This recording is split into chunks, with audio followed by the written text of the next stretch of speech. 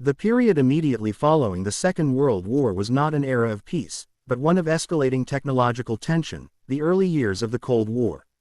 The shadow of Soviet power, coupled with the speed of post-war aviation development, created a fierce, often frantic, aerial arms race. The jet age was dawning, and the performance curve was accelerating at a dizzying pace. Yesterday's cutting-edge fighter was today's obsolete museum piece. For Great Britain, emerging victorious but economically exhausted from the global conflict, retaining its preeminent position in aerospace engineering was a matter of national pride and security. The Air Ministry was acutely aware of the rapid advances being made not only in America but, more ominously, behind the Iron Curtain. The appearance of the Soviet MiG-15 over Korea in 1950, with its swept wings and blistering speed, provided a brutal shock. The West was suddenly playing catch-up. In this crucible of anxiety and ambition, a directive was issued that demanded more than incremental improvement.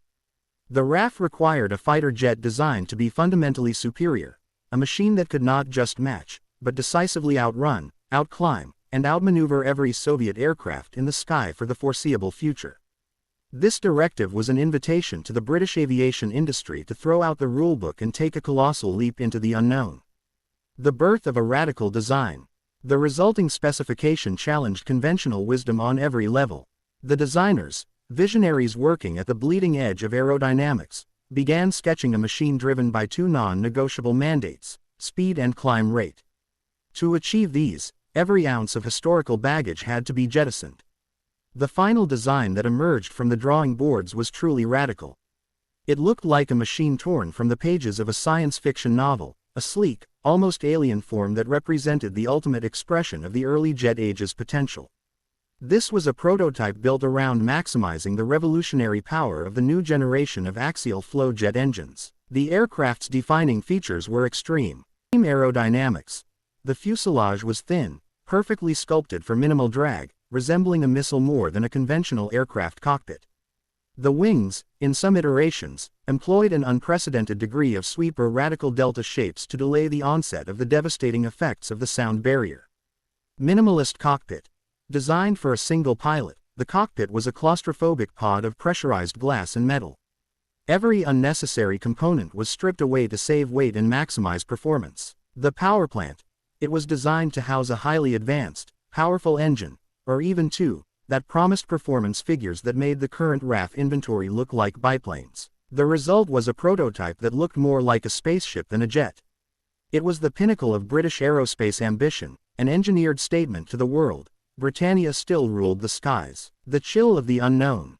The moment the prototype was rolled out of the hangar onto the damp British tarmac, it exuded an aura of profound, unsettling power. It was magnificent, yet terrifying. This was not a friendly, forgiving aircraft built for comfortable progression. It was a pure, uncompromised machine built for one thing: maximum performance in the upper reaches of the atmosphere. And almost instantly, it terrified the men who had to fly it. These test pilots were not novices. They were elite aviators, veterans of piston engine dogfights, pioneers who had already taken the first generations of British jets, like the Meteor and the Vampire, to their limits. They were men defined by courage and technical mastery. But this machine was different. Performance anxiety. The raw performance figures alone were intimidating. The thrust-to-weight ratio was unprecedented. This machine promised to accelerate and climb with a ferocity that could physically overwhelm the pilot. The unproven edge. The aerodynamics were untested in the real world. The extreme wing design, the thin fuselage, and the complex control surfaces flirted constantly with the unknown boundaries of high subsonic and supersonic flight. Every single sortie would be an exploration of uncharted airspace, venturing into aerodynamic regimes where stability could vanish in an instant. The pilots understood that flying this prototype was not about handling a new machine, it was about managing a contained explosion of thrust and speed. They were strapped into a minimalist seat, about to be fired into the sky by a machine with a reputation for instability and a potential for catastrophe that dwarfed anything they had previously encountered. The leap into the future had been successfully engineered, but the question remained: could human beings keep up? The test pilots chosen for the prototype program were the best of the best, men like Wing Commander Roland Beaumont or Squadron Leader John Cunningham, whose names were synonymous with courage and innovation. They were analytical, disciplined, and keenly aware of the risks. Yet, when they first sat in the prototype's cockpit, they were confronted not just with technical difficulty, but with a visceral, unnerving sense of alienation. The interior of the cockpit was designed for pure function, bordering on austerity.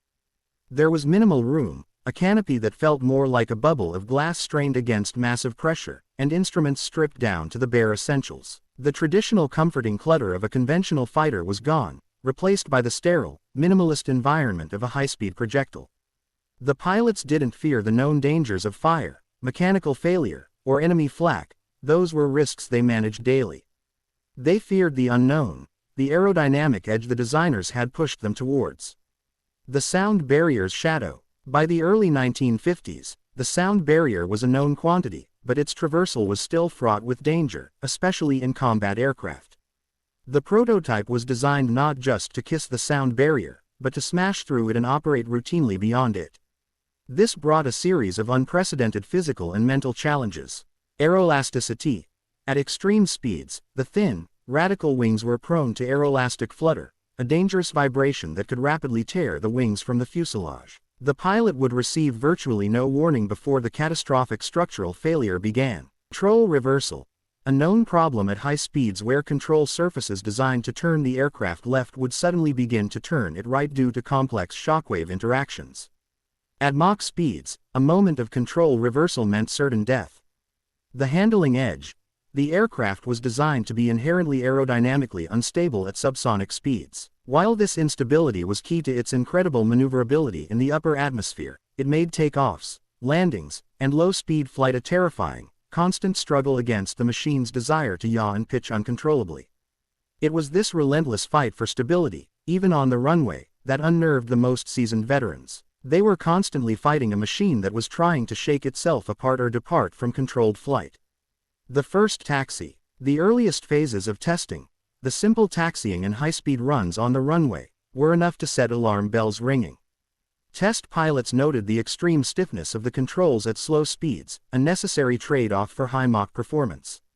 The landing gear, deliberately narrow-tracked and light to save weight, made ground handling feel precarious, like balancing an egg on its point. The first pilot to advance the throttles for a high-speed run reported a sensation of the aircraft leaping forward with a terrifying surge of acceleration. The noise was deafening, the vibration intense, and the sheer rate at which the ground rushed past was disorienting. The pilots were trained to master the sky, but this machine seemed determined to conquer them first. They understood the stakes. They were strapped into a prototype that was, quite literally, too advanced for the era's understanding of flight control systems. They were the human stabilizers, constantly compensating for the technological ambitions of the engineers. Every flight was a journey to the edge of the flight envelope, an encounter with the unproven, devastating limits of speed and structural integrity. The heart of the prototype's terrifying potential was its revolutionary power plant. The aircraft was engineered around the power of the new Rolls-Royce Avon series engines, or their equivalent, a generation of turbojets that offered thrust levels unimaginable just a decade prior. This power translated directly into the jet's signature performance, an unprecedented climb rate and a top speed that left existing RAF fighters trailing far below. However, harnessing this power within the minimalist airframe created a host of instability issues that magnified the pilot's fear. The yaw and the thrust. The thrust-to-weight ratio of the aircraft was so high that it exacerbated the natural aerodynamic instability of the design. Torque effects. Even in jet engines, the massive volume of air being sucked in and expelled at enormous velocity created subtle, yet powerful, asymmetric forces that caused the plane to constantly try to yaw, turn along its vertical axis. The pilot had to apply perpetual, fine rudder inputs just to maintain a straight line, demanding complete, focused concentration from the moment the wheels left the ground. Compressor stalls. Early jet engines were notoriously temperamental. At the extreme angles of attack required for high-G maneuvering or at very high altitudes where the air was thin, the powerful compressors were prone to stalling, a violent, sudden disruption of airflow that caused the engine to shudder, lose all thrust, and potentially fail catastrophically. In a high-speed dogfight, a compressor stall meant the end of the engagement, if not the end of the pilot. The pilots were flying a machine that had the speed of a projectile but the sensitivity of a raw, untamed beast. The Mach number cliff. The most extreme anxiety centered on the transonic zone, the speed regime just below and at Mach 1. The prototype was designed to cross this zone as quickly as possible, but the journey through it was fraught with peril. Buffeting. As the aircraft approached the speed of sound, shockwaves began to form and shift violently across the radical wing surfaces. This caused severe buffeting, a hammering vibration that rattled the pilot's eyeballs, blurred the instruments, and threatened structural failure. Trim changes. As the center of pressure moved wildly during the transonic phase, the aircraft's nose would suddenly, violently try to pitch up or pitch down. The pilot had to react with brutal, rapid force on the control column to counteract this mock tuck or pitch up, often requiring forces that exceeded the strength of a tired human being. The control lock-up. The final terror was the control lock-up. The pressure exerted by the air at near sonic speeds could effectively freeze the control surfaces, rendering the ailerons and elevators useless. The aircraft, now flying blind and unresponsive, was subject entirely to the whims of the supersonic airflow. Test flights became a terrifying ritual. The pilot would fight the machine through the turbulence and vibration, push it to its absolute maximum, and hold his breath, praying that the aircraft's structure would hold until it reached the smoother, stable air of true supersonic flight. For the men in the cockpit, the prototype was a thrilling, magnificent weapon, but it was one that gave no quarter, constantly demanding absolute focus and perfect execution, with the penalty for the slightest error being immediate, violent death. Test flying a revolutionary prototype demanded a ritualistic approach to risk management. Every flight was meticulously planned, not just by the pilot, but by a large team of engineers, meteorologists, and medical experts. The goal was to expand the flight envelope, the range of speeds, altitudes, and maneuvers that the aircraft could safely handle, in measured, incremental steps. But in a machine as radical as this British prototype, every step felt like a monumental leap. The pilots were tasked with taking the aircraft into areas marked by theoretical calculations and wind tunnel predictions, not proven reality. They were the human sensors, translating the machine's raw response into actionable data. The high-altitude gamble. A critical part of the specification was high-altitude performance. In the 1950s Cold War scenario, the ability to intercept Soviet bombers at 50,000 feet and above was vital. Taking the prototype to these altitudes presented a unique set of hazards. Engine flameout. The thin air was prone to causing the sensitive jet engines to flame out, stop running. An emergency relight was a high-G, complex procedure, and if it failed, the pilot faced a long, silent, powerless glide down from the stratosphere. Hypoxia and decompression. A sudden failure of the canopy or the pressurization system at these altitudes could instantly subject the pilot to the crippling effects of hypoxia, oxygen deprivation, or decompression sickness, the bends, leading to cognitive failure or physical incapacitation within seconds. Spin characteristics. If the aircraft stalled or spun at high altitude, the thin air offered little resistance to recovery.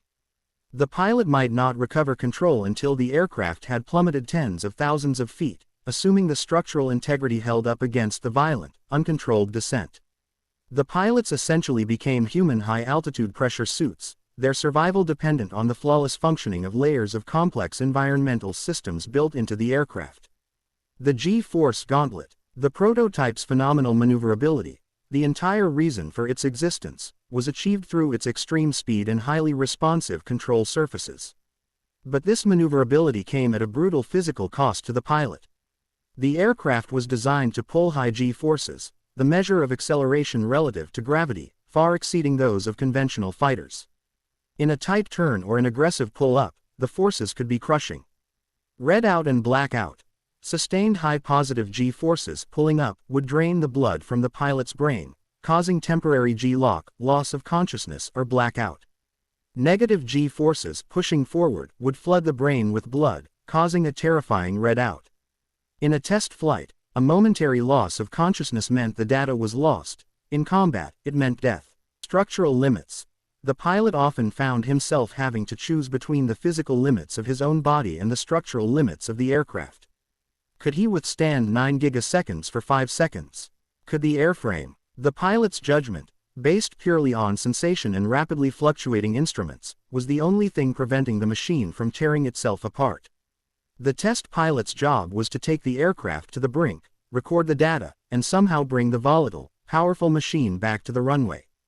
Every successful landing was a temporary reprieve, followed by the knowledge that the next flight would demand an even riskier excursion into the unknown. The pilot's terror was not irrational, it was an accurate assessment of the thin margin for survival the advanced prototype afforded. The genesis of the radical prototype lay not in cautious evolution, but in a bold, almost reckless architect's ambition. The design brief, driven by the urgency of the early Cold War and the need to counter anticipated Soviet supersonic threats, essentially demanded a machine that exceeded the known physical limits of flight. The British designers, acutely aware of their nation's diminishing resources, understood that their only competitive edge lay in technological audacity. They had to gamble everything on innovation. The aircraft that took shape was not merely a jet fighter, it was a pure, functional expression of high Mach aerodynamics, a testament to the belief that sheer speed and altitude could defeat any enemy. The entire structure was dictated by the laws of fluid dynamics at extreme velocity, resulting in a design so clean and so minimalist that it sacrificed conventional stability for raw, explosive performance. The razor's edge, wings and power. The prototype's defining, and terrifying, characteristics were centered on two revolutionary components, its wings and its engine. The razor-thin wings. The wings were perhaps the most immediate source of unease. They were razor-thin, often featuring an extreme degree of sweep or adopting a low aspect ratio delta configuration. This geometry was essential for delaying the formation of strong shockwaves that caused devastating drag and control surface failure near the speed of sound. Aerodynamic idealism versus structural reality. On the drawing board, these wings were perfect. In reality, their thinness presented immense structural challenges. They had to be rigid enough to withstand the enormous bending and twisting forces of high-G maneuvers at Mach speeds, yet they offered minimal space for conventional internal spars, fuel tanks, or control mechanism linkage. This forced the use of revolutionary, highly complex integral fuel tanks and dense, high-strength alloys that were difficult to manufacture and even harder to inspect for microscopic flaws. The problem of flutter. At these extreme velocities, the thin wings were highly susceptible to aeroelastic flutter, a self-exciting, resonant vibration that could destroy the wing in seconds. The calculation of the flutter boundary was a theoretical nightmare, forcing the engineers to build in minute margins of error. The pilot knew that he was flying a machine whose wings might physically disintegrate without warning if he pushed past a poorly understood speed limit. The experimental turbojet. The engine was the other half of the terrifying equation. An experimental turbojet, a behemoth of thrust generation, often utilizing complex features like a two-stage afterburner or a highly compressed axial flow design. This was the source of the prototype's phenomenal acceleration and climb rate. Raw, unstable thrust. The raw power was almost physically overwhelming. The engine delivered such a surge of thrust that it often threatened to overwhelm the control authority of the elevators and rudder at low speeds. The machine didn't accelerate, it leapt. Thermal and metallurgical limits. Early jet engines operated at the very edge of metallurgical possibility. The high thrust meant extremely high internal operating temperatures, pushing the turbine blades to their melting point. Any minor fluctuation in fuel flow or air intake could lead to a catastrophic turbine failure or an uncontrollable fire. The pilots were essentially sitting atop a highly efficient, volatile blowtorch. The control system and the edge of certainty. The complexity of the airframe and engine was mirrored in a control system that demanded absolute precision. Traditional mechanical controls, relying solely on cables and push rods, simply lacked the power and responsiveness required to move the control surfaces against the massive aerodynamic pressure of high Mach flight. The prototype therefore relied on powered, irreversible flying controls, hydraulic systems that moved the control surfaces based on the pilot's input. This system was necessary for high-speed flight but introduced its own psychological terror. Loss of feel. The hydraulic boost meant the pilot was artificially separated from the aerodynamic forces acting on the wings and tail. He lost the crucial feel that told him how close the aircraft was to a stall or a structural limit. Engineers had to build in artificial feedback mechanisms, Q-feel systems, to simulate the necessary pressure, but these were themselves experimental and sometimes unreliable. Unpredictable behavior. Engineers believed the aircraft could break performance records the moment it left the runway. On paper, it seemed brilliant. In reality, it pushed the edges of aerodynamics so far that no one fully understood how it would behave under all flight conditions. The interaction between the thin wings, the massive thrust, and the transonic shockwaves was a chaotic system that defied simple calculation. The math of the unknown. The truth was that the engineers, brilliant as they were, had entered a realm where their slide rules and early computers could no longer offer complete assurance. The calculations for stability and control at speeds approaching Mach 1.5 involved complex, nonlinear equations that had to be approximated. The honest assessment, shared in private among the design team, was that the math was on the edge of certainty. Wind tunnel limitations. The wind tunnels of the early 1950s could only simulate conditions up to around Mach 0.95 or, with great difficulty, just past Mach 1. The performance regimes that defined the prototype, sustained supersonic flight and extreme high-altitude maneuvering, could not be fully tested on the ground. The first time the prototype reached its design speed, it would be doing so with a human being strapped inside. The human factor. The engineers had delivered the ultimate machine, but they relied on the test pilots to be the final, ultimate variable. The pilot was the irreplaceable sensor, the computer of last resort, the one who had to manage the unforeseen instability and the sudden, violent transitions between the predictable and the catastrophic. The design was a masterpiece of ambition, but it was an ambition laced with existential risk. The prototype was not a forgiving machine, it was a technological ultimatum. It demanded perfection from its pilot because the tolerances for error, the difference between flying and disintegrating, were measured not in seconds or feet, but in microseconds and millimeters. The plane was built to win the Cold War, but first, it had to survive its own inherent, terrifying power. The day of the prototype's maiden flight was enveloped in a tense, almost religious solemnity. The event was held at a secure, remote airfield, away from prying eyes and the distractions of standard military operations. The entire fate of a multi-million-pound defense project, and perhaps Britain's future air superiority, rested on this single moment. The flight line was occupied by a small, hand-picked crew of engineers, designers, and observers, all silent, watching the aircraft, a metallic arrow resting on its slender wheels. The pilot chosen for this monumental task was squadron leader Jeremy Jez Fenton, a composite of the era's elite flyers, a man known for his surgical precision and his ability to remain detached and analytical under extreme duress. Fenton had meticulously memorized every line of the flight plan, every emergency procedure, and every piece of theoretical data the design team could provide. Yet, as he settled into the minimalist, almost claustrophobic cockpit, he felt the chill of inherent instability that the engineers had tried so hard to quantify. The machine was powered up. The experimental turbojet, a technological marvel, came to life with a deafening roar, its noise a raw, untamed expression of power that shook the very ground. The run to the edge. Fenton taxied the jet onto the long, empty runway. The narrow track undercarriage made ground handling challenging, requiring constant, delicate rudder inputs to maintain a straight line. The sheer power waiting at his fingertips was unnerving. He performed the final checks, the control stick feeling unnaturally light due to the powered hydraulic controls. This lack of natural resistance was a critical part of the design. The controls had to be easy to move at high speed, but it made the simple act of holding the stick seem fraught with potential error. With clearance given, Fenton pushed the throttles forward.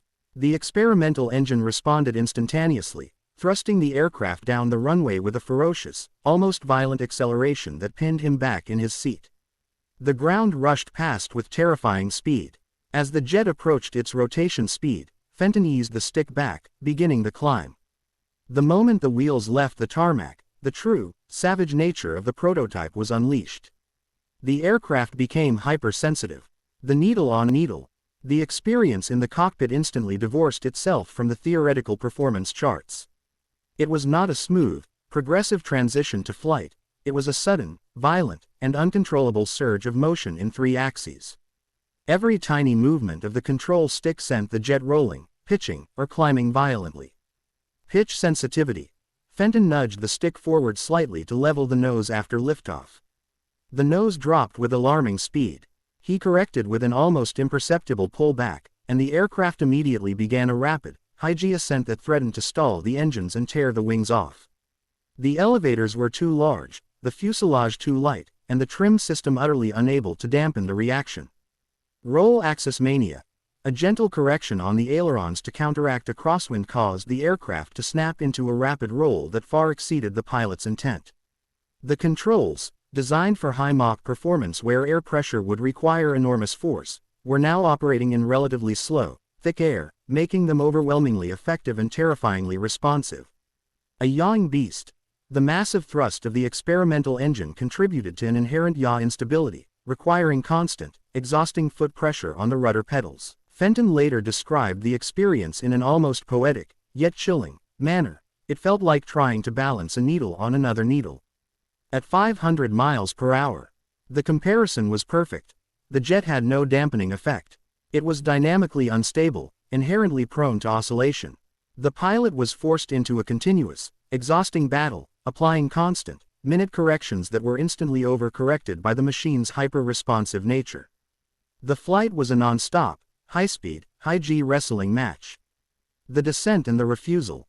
Against his training and the flight plan, Fenton wisely chose to abort the high-altitude tests. The aircraft was barely controllable at low altitude and subsonic speed. Taking it into the transonic zone would have been a near-certain catastrophe. He brought the volatile machine back into the landing circuit. Landing the prototype was as perilous as taking off. The controls remained hypersensitive, forcing him to land with infinitesimal corrections, trying to coax the jet onto the ground without oscillating into a violent, fatal ground loop. He successfully brought the razor-winged machine back to the runway, applying the brakes with extreme caution due to the narrow-track undercarriage. He shut down the engine, the sudden silence inside the cockpit a profound relief. When the engineers rushed forward, notebooks open, eager for data on acceleration and climb rate, Fenton's reaction was measured, professional, but ultimately final. He reported the raw performance data was staggering. The jet was, indeed, astonishingly fast. But he delivered an ultimatum. He brought it back safely, but he refused to take it up again without major changes. Fenton stated flatly that the aircraft, in its current state, was unflyable by human standards. It was a technological masterpiece that demanded a level of continuous, perfect input that no human pilot could sustain under combat stress. The machine was too fast for human reaction time. The confrontation with the designers. Fenton's refusal sent shockwaves through the design office and the Air Ministry. The designers, who had based their work on theoretical models and wind tunnel data, initially balked, suggesting the pilot might simply need more training to adapt to the advanced control system. But Fenton's authority and reputation were unassailable. He explained the core problem was not the pilot, but the control authority, the ratio between the small movement of the stick and the massive movement of the control surfaces. The powered controls, designed to overcome the enormous drag at Mach 1.5, were dangerously overpowered at Mach 0.4, turning the aircraft into a deadly, highly responsive puppet. The pilot had exposed the gap between the theoretical elegance of the design and the messy reality of human interaction. The aircraft was brilliant on paper, but only a computer could fly it successfully, and in the early 1950s, the necessary fly-by-wire computer control systems did not exist. The next phase of the project was transformed.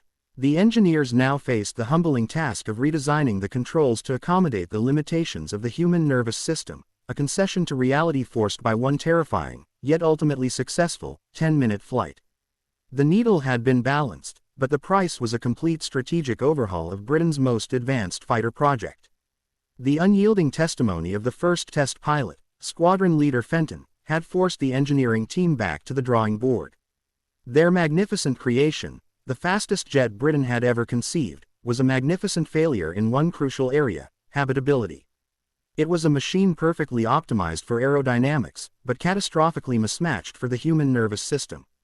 The designers had to reconcile the raw, untamed performance of the prototype with the fragile, slow responsiveness of its organic pilot.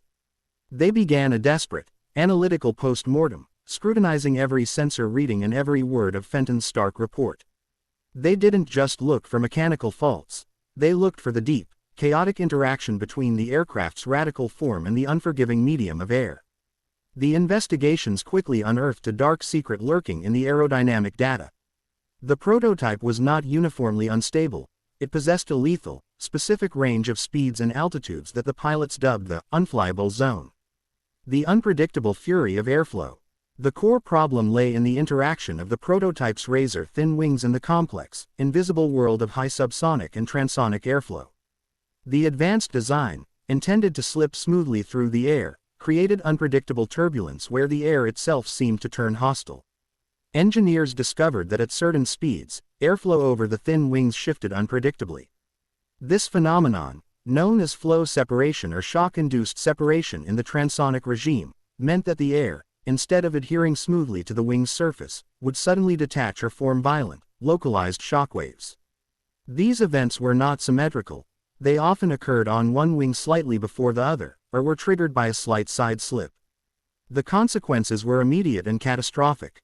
Sudden loss of lift. If the airflow separated over the top surface of the wing instantly lost lift. Because the separation was often asymmetrical, the jet could suddenly lose lift on one side, causing an instantaneous and violent aerodynamic disruption. Snap roll. This loss of lift on one side translated immediately into a lethal maneuver. The aircraft would snap into a roll that the pilot, even at peak physical readiness, could barely counter.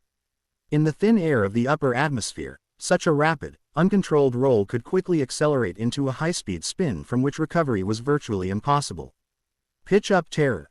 Another terrifying manifestation was the pitch upward with no warning at all. This was often the result of the shockwave moving backward across the wing and tail, affecting the center of pressure. The aircraft's nose would suddenly, violently, snap up into the sky. This maneuver bled speed rapidly and could instantly induce a high-altitude stall, leaving the pilot fighting for control against a machine that was trying to tear itself to pieces. The stratospheric feather. If the low-speed handling was a wrestling match, the high-altitude handling was a silent, lethal ballet. The prototype was designed for performance above 40,000 feet, where the air was extremely thin. While the engine delivered immense thrust even at these heights, the lack of air density created a different, equally terrifying problem. Control became too effective. Worse, at high altitude the controls became so light that the smallest corrections could push the aircraft beyond safe limits. Over-controlling disaster. The powered controls, necessary to fight high pressures at Mach 1.5, suddenly felt like hair triggers. The slightest input, an unintentional twitch of the pilot's arm, a small turbulence bump, would translate into a massive movement of the control surfaces. The aircraft reacted instantly and violently, often overshooting the desired attitude. Structural overspeed. The extreme lightness meant that the pilot could, with a tiny flick of the wrist, put enough stress on the tail or wings to exceed the aircraft's designed structural load limits, the forces that would cause the metal to fail. The pilot had no natural feedback, no increase in stick pressure, to warn him he was about to tear the wings off. His own judgment, rather than the aircraft's structural integrity, became the only limiting factor.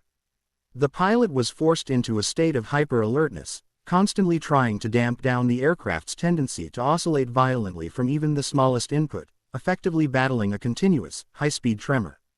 The survival imperative. The test team, now consisting of a small, hardened core of aviators, began to share a common, chilling narrative about their time in the cockpit. They were no longer mastering the elements, they were surviving them. Several test pilots described the same feeling. It wasn't flying the plane. It was surviving it. This quote encapsulates the critical shift in the human-machine interface.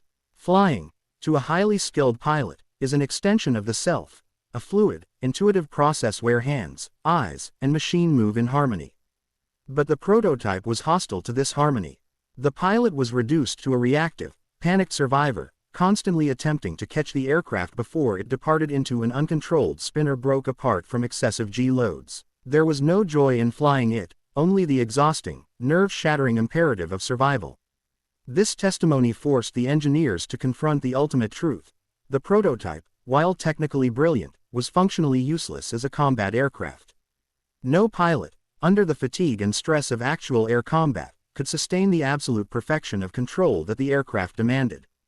The technological fix. The solution was clear, if profoundly challenging for the early 1950s. The human pilot could not fly the plane alone. The machine needed its own, rudimentary digital brain. The engineers embarked on the development of a complex system of artificial stability augmentation. This involved dampening systems, Installing hydraulic or electronic systems that would automatically detect and instantly counter the aircraft's natural tendency to yaw, pitch, or roll violently, effectively as an electronic shock absorber between the control stick and the control surfaces. Gearing and limiting.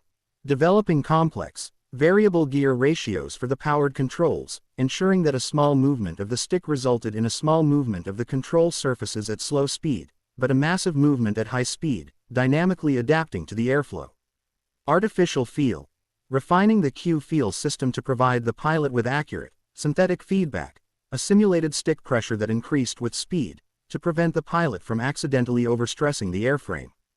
The prototype, designed to be the ultimate expression of human control, now had to rely on a complex web of electronic and hydraulic assistance just to be manageable.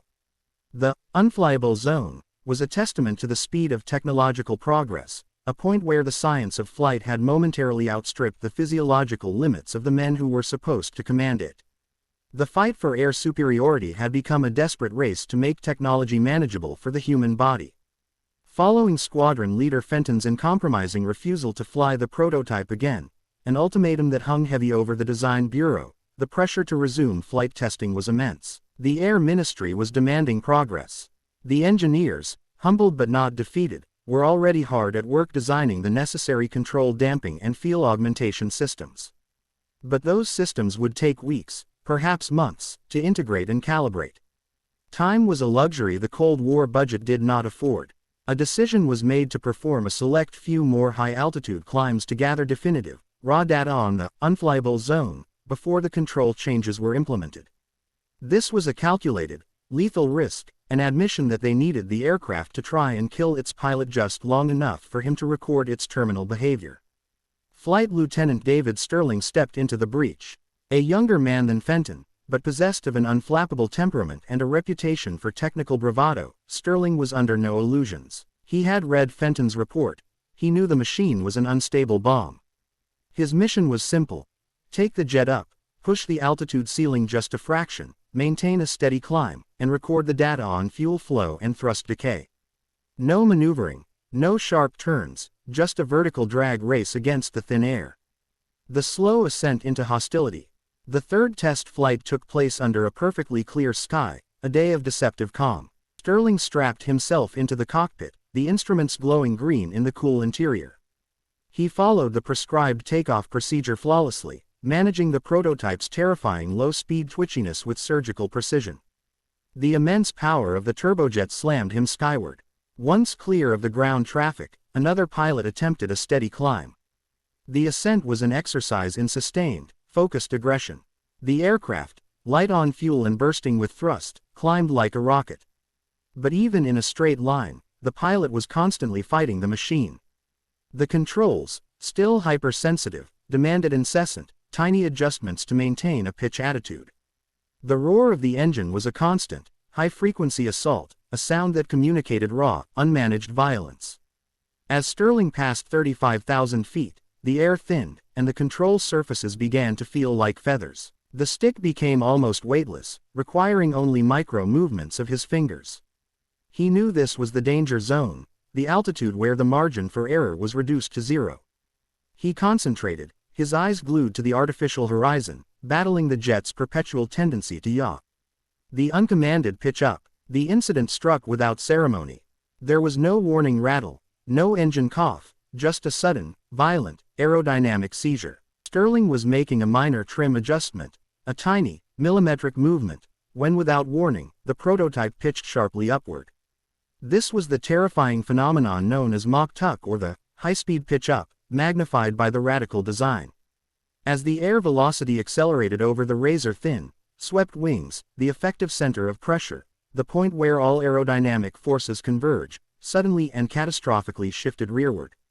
The entire aircraft acted as if an invisible, titanic hand had grabbed the tail and shoved it violently downward. The resulting G-forces were instant and overwhelming. Sterling was slammed deep into his seat, the force compressing his chest and momentarily robbing him of breath. The instruments blurred, the world outside the canopy vanished in a sudden wash of blue sky, and the climb angle went vertical in a matter of heartbeats. He felt the terrifying, irresistible power of a physics phenomenon that had exceeded the capacity of his control system. The tumble and the spin. The sudden, uncontrolled pitch-up was lethal. The aircraft's instantaneous climb angle meant that its forward airspeed, its lifeblood, vanished instantly, replaced by massive drag. The jet stalled. But this was no gentle, predictable stall. The violent, high-G pitch-up had caused massive, chaotic airflow separation over the wings. As the forward momentum died, the aircraft fell over the edge of controlled flight and fell into a violent spin. The world became a terrifying, nauseating blur. The aircraft tumbled thousands of feet before the pilot managed to recover. Disorientation. In a conventional spin, there is a relatively controlled rotation. In the prototype's high-altitude stall, the spin was chaotic, a violent, uncontrolled corkscrew where the jet tumbled end over end, side-slipping and yawing simultaneously. Stirling's head was thrown against the canopy and harness straps as massive, alternating positive and negative G-forces hammered his body. Instrument chaos. The instruments were useless. The altimeter spun like a roulette wheel, the airspeed indicator had collapsed to zero, and the artificial horizon was tumbling wildly. The pilot was flying entirely by the confusing, chaotic visual sensation of the earth and sky whirling around him. The deadly descent. The jet was now a crippled projectile. It plunged vertically, losing thousands of feet in a terrifying, deafening rush of wind over the protesting airframe. The time from the initial pitch up to the peak of the spin lasted only seconds, but in the cockpit, it felt like an eternity of chaos. The brute force recovery. Stirling's survival was due entirely to his training and his raw instinct. He fought the machine with every ounce of physical strength. His first attempts to use the control surfaces failed. They had no aerodynamic purchase in the stalled, chaotic airflow. He implemented the standard spin recovery technique, full opposite rudder, stick forward. He held it there, enduring the negative G-forces, waiting for the altitude loss to take him into thicker air, the denser atmosphere where the controls would finally bite. After what felt like a lifetime, after the altimeter had dropped thousands of feet, the prototype shuddered violently, arrested its chaotic rotation, and the controls, abruptly and violently, came alive. Stirling hauled the stick back and applied maximum thrust, pulling the jet out of the vertical dive with G-forces that threatened to rip his vision from his eyes. He leveled off, his entire body shaking, the engine roaring, the aircraft finally obeying his command. He had survived. The cold revelation. Stirling nursed the trembling prototype back to the airfield. The landing was executed with the same terrifying, hypersensitive delicacy as the takeoff. When he finally brought the jet to a stop and the ground crew rushed forward, they found a man who had faced the true face of uncontrolled aerodynamic failure. He stepped out of the cockpit pale and visibly shaken. The usually stoic test pilot was trembling, his flight suit soaked in cold sweat. He didn't speak of G-loads or stall speed, he spoke of a conscious malevolence in the machine. He told ground crews, his voice raw with the shock of near death, "This thing wants to kill you." The phrase resonated instantly. It was a terrifying confirmation of Fenton's earlier assessment. The prototype was not a neutral tool, it was an adversary, a high-speed technological suicide machine.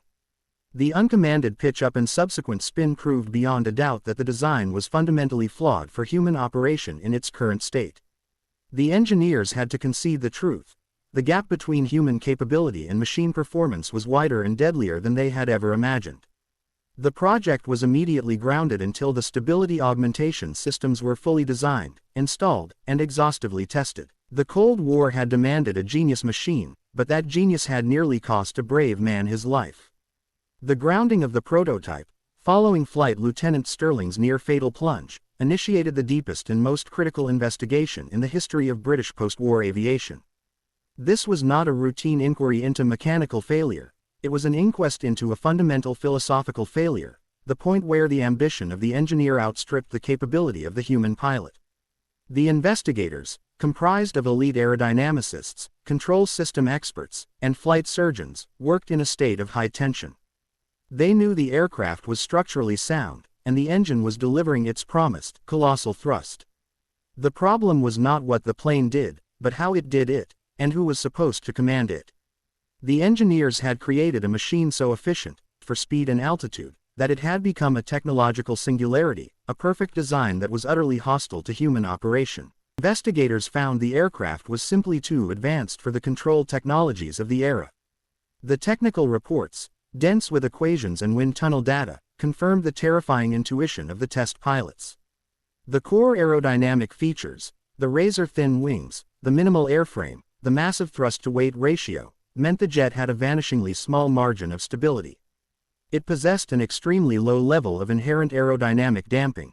The stability-performance paradox. In conventional aircraft design, a degree of aerodynamic stability is built in. This stability acts like a shock absorber, naturally resisting sudden movements and helping the pilot maintain control. But stability comes at a high price: drag. Stable aircraft or slow aircraft. The prototype, designed for absolute speed, had traded nearly all its natural stability for performance. The resulting aircraft was dynamically unstable. It wanted to yaw, pitch, and roll wildly at the slightest provocation, a condition that was manageable only if the pilot could respond with perfect, instantaneous, and continuous corrections. The required corrective inputs were so minute and so constant that they exceeded the physiological limit of human reaction time and motor skills. The human nervous system, even that of an elite test pilot, operates on a delay of hundreds of milliseconds. The instability of the prototype, particularly at high altitude where the controls were hypersensitive, demanded corrections in the tens of milliseconds. The pilot was always, catastrophically, playing catch-up. The computer that wasn't there. The ultimate, humbling conclusion was that Britain had engineered the future without realizing they had skipped a crucial technological generation. Britain had designed a machine that required fly-by-wire systems, computer assistants that didn't yet exist. The concept of fly-by-wire (FBW) was then only a theoretical dream. FBW systems replace the physical-mechanical connection, cables and rods, between the pilot's stick and the control surfaces with electronic signaling and a central computer. Crucially, the computer's role is not just to relay the command, but to mediate it. In an unstable aircraft like the prototype, the FBW computer would perform thousands of stability corrections per second, corrections that the human brain couldn't even register, let alone execute. The computer would accept the pilot's intent, turn left, and translate that intent into a safe, dampened, manageable sequence of control surface movements, while simultaneously fighting the aircraft's natural tendency to enter a chaotic roll. Without this digital intermediary, the human pilot was directly coupled to a dangerously unstable machine. They were expected to fly an aircraft that no human could reliably handle alone. Analog limitations. The control systems of the early 1950s relied on analog technology, hydraulic systems and mechanical linkages to provide artificial feel and dampening. But these systems were slow, heavy, and lacked the speed and adaptive capacity to handle the prototype's high frequency instability. They could soften a large movement, but they could not preemptively counter the rapid, spontaneous oscillations that defined the jet's erratic behavior. The digital chasm. The transistor-based, lightweight, high-speed digital processors necessary to power a true FBW system were still years away from maturity. The brain required to stabilize the jet would have been physically massive, filling the entire fuselage, and prohibitively slow. The technology simply had not caught up to the aerodynamics. A prophecy of decades. The design team was forced to accept a profound, almost tragic irony: the aircraft wasn't flawed. It was just decades ahead of the tools needed to make it safe. The prototype was a functional prophecy of future air superiority. Its speed and climb rate would eventually be commonplaces in the fighters of the 1970s and 1980s. Aircraft like the F-16 Fighting Falcon and the F/A-18 Hornet, which were deliberately designed to be aerodynamically unstable, and thus highly maneuverable, and relied entirely on advanced FBW systems for stability. The British prototype had arrived 20 years too early. The engineers had intuitively solved the aerodynamic challenge of the next generation, but they lacked the necessary technological ecosystem. They had built the fastest, sleekest needle, but lacked the electronic thread to control it. The immediate concessions. The finding led to an inevitable, painful set of compromises for the British project. Redesign for stability. The radical design had to be pulled back from the brink of instability. The razor-thin wings were thickened slightly to increase structural rigidity and internal volume, and the overall wing geometry was modified to introduce a greater degree of natural stability, a necessary concession that inherently sacrificed some of the raw, promised Mach performance. Hydraulic augmentation. The focus shifted to developing the most advanced hydraulic, electronic damper system the era could manage. A bulky, complex system designed to mimic the effect of a computer by mechanically filtering the pilot's inputs and smoothing out the aircraft's natural oscillations. This complex, analog fly-by-wire, was heavy and imperfect, but it was the only way to make the jet barely manageable. Performance compromise. The jet would still be staggeringly fast, but its absolute maximum performance goals had to be lowered. It would be a superb aircraft for its time, but it would not be the perfect, futuristic vision the Air Ministry had initially demanded. The story of the prototype became a foundational lesson for the industry. Progress is often limited not by vision, but by the availability of supporting technology. The pilots had not been defeated by a poor design, but by a hyper-perfect one, a machine that existed in a vacuum of necessary control technology. The terror they experienced was the gap between two generations of engineering, and their survival provided the final, critical data point that forced aviation to concede the future belonged not just to speed, but to the computer that could manage it. The terrifying experiences of Flight Lieutenant Sterling and Squadron Leader Fenton were more than just pilot anecdotes. They were massive, undeniable failures of the core design philosophy. When the cold, hard data from the recovered flight recorders was presented to the Air Ministry, the verdict was clear, if profoundly disappointing.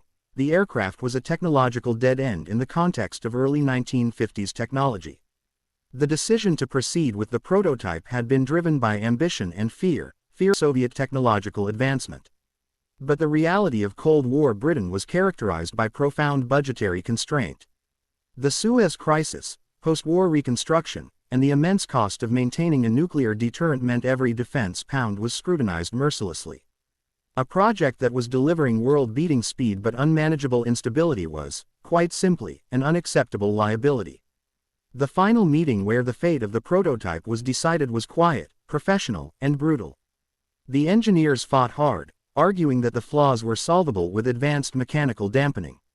But the test pilots' reports, especially Sterling's visceral testimony that the machine wants to kill you, were too powerful. The risks were too high, the solution too expensive, and the time required for a fix too long. The Great Compromise. Shelving the future after several terrifying incidents, the Air Ministry quietly shelved the prototype. The decision was formalized not with a bang, but with a highly classified, discreet memorandum. The project was not officially cancelled, which would have required a public accounting and admitted a major strategic error. Instead, it was placed in suspended development, a polite bureaucratic term for death by indefinite delay. The prototype never entered production. Only a handful of people ever knew how radical and dangerous it had truly been. The secrecy surrounding the shelving was paramount for several reasons. Protecting the intellectual property, the fundamental design principles, the high thrust-to-weight ratio, the razor-thin wings, and the inherently unstable configuration, were recognized as a monumental leap forward in aerodynamic science. The Air Ministry could not afford to let the Soviets know how far Britain had pushed the envelope, even if the results were temporarily unmanageable. The technical documents and wind tunnel data were immediately sealed in the highest security vaults. Hiding the human element, the ministry needed to protect its public image and the morale of its test pilots. Admitting that the nation had built an aircraft too fast and too sensitive for its own elite aviators was a public relations nightmare. The official records were sanitized to suggest the shelving was due to a shift in strategic requirements, not a fundamental flaw in the human-machine interface. The few physical airframes that existed, the initial prototype and one or two partially completed development models, were dismantled and stored in secret government hangars. They were not destroyed. They were merely frozen in time, preserved as relics of a future that had not yet arrived. The long technological exile. The core issue had been diagnosed with chilling clarity. The speed of the prototype required a continuous, precise stream of stability corrections that no mechanical or hydraulic system of the 1950s could achieve. The technology it introduced wouldn't become practical until the 1970s and 80s, when advanced computers finally made such designs stable in flight. The crucial missing component was the lightweight digital computer. The massive, room-sized vacuum tube computers of the early 50s were simply irrelevant to aviation. To stabilize the prototype, a computer needed to be fast, capable of executing hundreds of thousands of instructions per second for real-time control. Small, able to fit into the cramped fuselage without adding prohibitive weight. Reliable, operating perfectly under extreme G loads, vibration, and temperature swings. This trifecta of speed, size, and reliability did not become technologically feasible until the invention and mass production of the microprocessor and the subsequent miniaturization of digital electronics in the late 1960s and early 1970s. The British prototype's design lay fallow during these 2 decades, a perfect idea in a technological vacuum. While the British transitioned to more conventionally stable, but slower, production fighters like the Hawker Hunter and the English Electric Lightning, the aerodynamic principles of the shelved prototype waited in the shadows. The phoenix of instability. The concept of the intentionally unstable aircraft was rediscovered and refined, not in Britain, but across the Atlantic. The American projects of the 1970s, specifically the lightweight fighter LWF program, which led to the General Dynamics F-16 Fighting Falcon, explicitly adopted the principle of relaxed static stability, RSS. The F-16 was designed to be inherently unstable. It wanted to fall out of controlled flight, because this instability dramatically increased its maneuverability and responsiveness.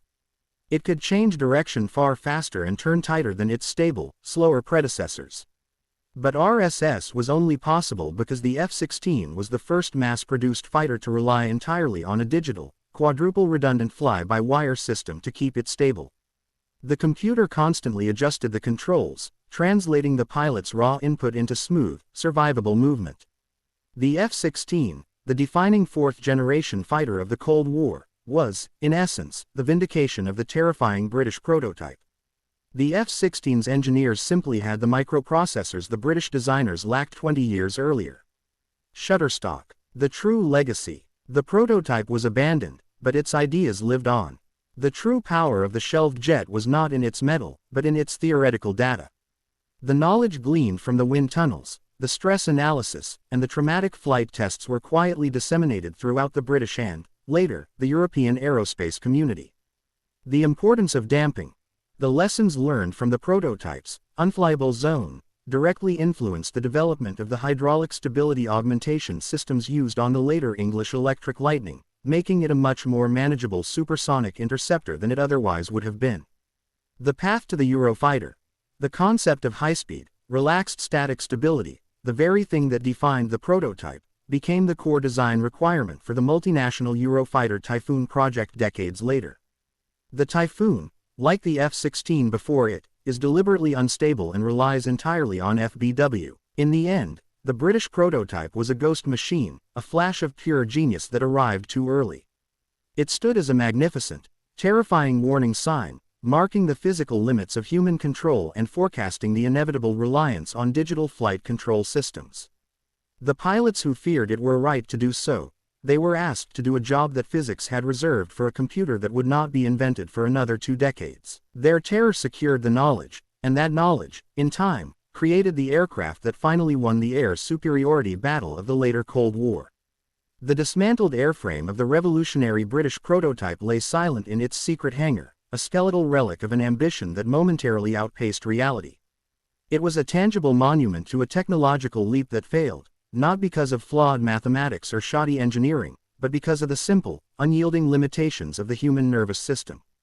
The project was officially closed, the reports sealed, and the terrifying experiences of the test pilots became hushed, confidential legends within the tight-knit world of military aviation. Yet, its failure was, in a profound way, its greatest success. Today, aviation historians see the aircraft as a glimpse of the future, a jet built far ahead of its time, too advanced for the era that created it. The historians, viewing the technical drawings and sanitized performance data from the distance of decades, recognize the aircraft for what it truly was, a paradigm-shifting design that anticipated the core principles of fourth-generation fighters. It embodied the ultimate expression of the transition from the stability-focused designs of the immediate post-war period to the agility-focused, inherently unstable designs of the modern age. The unstable ideal. The aerodynamicists who shaped the prototype had instinctively understood the ultimate truth of high-performance air combat: stability is the enemy of maneuverability. By deliberately minimizing the natural damping and stability of the airframe, they achieved an incredible level of responsiveness. This inherent instability, the machine's constant desire to yaw, pitch, and roll without input, is precisely why it was so difficult to fly, and precisely why, if tamed, it would have been unbeatable. The prototype was a demonstration that maximum performance required an aircraft to be designed on the knife edge of controllability. It was the perfect equation for speed and agility, but it was an equation that required an electronic solver that the 1950s simply did not possess. The unmanageable potential. The core failure was the human interface. The high-frequency, low-amplitude stability corrections that the jet required to maintain a straight, controlled flight path exceeded the physiological limits of the pilot. The human pilot could manage a major correction, a turn, a pull-up, but could not manage the thousands of micro-corrections necessary to keep the aircraft from oscillating into a high-speed catastrophe. The inevitable triumph of the machine. The legacy of fear surrounding the prototype served as a critical intellectual catalyst for the eventual adoption of computer-assisted flight. The British engineers who documented the unstable behavior became early evangelists for sophisticated flight control systems (FCS). They realized that the machine had to be the master of its own stability. The role of the pilot would shift from being the primary stabilizer to being the tactical director. The human would tell the machine where to go and what to do, and the computer would handle the microscopic, high-speed, and continuous battle against aerodynamic chaos. This understanding directly paved the way for the later design triumphs of the 1970s and 80s. Fly-by-wire (FBW) systems. The digital computers finally achieved the speed and size required to implement the complex algorithms necessary for relaxed static stability designs. These computers continuously monitor the aircraft's attitude and send corrective signals to the control surfaces thousands of times per second. Active controls. The development of active control technology, the core of modern instability management, was driven by the lessons of the British prototype, proving that instability, once tamed by silicon, was a massive advantage. The prototype, therefore, was a technological prophet.